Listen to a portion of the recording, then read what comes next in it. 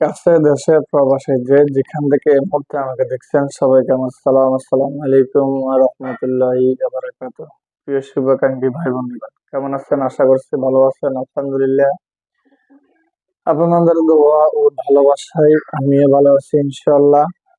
তবে এখনই আপনাদের সামনে হাজির হয়েছি কিছু কথা বলার জন্য। সেটি হচ্ছে একটি আমাদের শরীরের রক্ত চলাচল কিংবা যাদের শরীরটা দুর্বল তারা কি করতে পারি। আমি আজকে চমৎকার একটা জিনিসের কথা আপনাদেরকে বলবো। আমি যে জিনিসটার কথা আপনাদেরকে বলছি এই জিনিসটা আপনারা খাবেন আলহামদুলিল্লাহ। এটা খাওয়ার পর আপনার একটা না কয়েকটা কয়েকটা আপনাদের কিসের কাজ করবে, রোগের কাজ করবে, কয়েকটা ব্যারামের কাজ করবে এই ওষুধটাই। তবে এই ওষুধটা আমাদের সবার ঘরে ঘরে রয়েছে, আমরা নিত্যদিনে প্রতিদিন এটা ব্যবহার করে থাকি। প্রতিদিন আপনারা যদি যদি আপনার সেক্সুয়াল সমস্যা থাকে, নাম্বার ওয়ান এটার জন্য এই ওষুধটা খাইতে পারেন। যদি আপনার রক্ত চলাচল কম হয়, শরীরে ঠান্ডা থাকে, নাম্বার ওয়ান খাইতে পারেন। যদি আপনার আরো বিভিন্ন সমস্যার জন্য এই ওষুধটা খাইতে পারেন। তবে ওষুধটা হচ্ছে কি, এই ওষুধটা কিন্তু আমরা সবাই প্রতিদিন বাজার থেকে কিনে থাকি।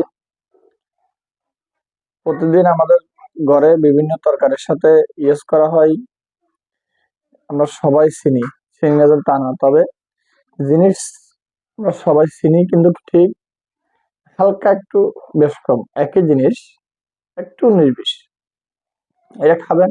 আমাদের যাদের রক্ত একবারে ঠান্ডা, রক্ত চলাচলের জন্য, আপনাদের ফ্যাটের গ্যাসের জন্য, আপনাদের উত্থানজনিত সমস্যার জন্য, সেক্সুয়ালের জন্য অনেক ভালো কাজ করে।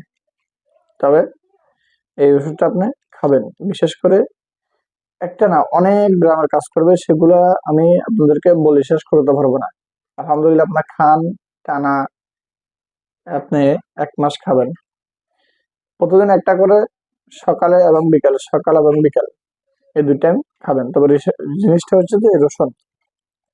আমি এতক্ষণ আপনাদেরকে বলতে জিনিসটার কথা বলছিলাম, যে ওষুধটার কথা বলছিলাম, সেটি হচ্ছে রসুন।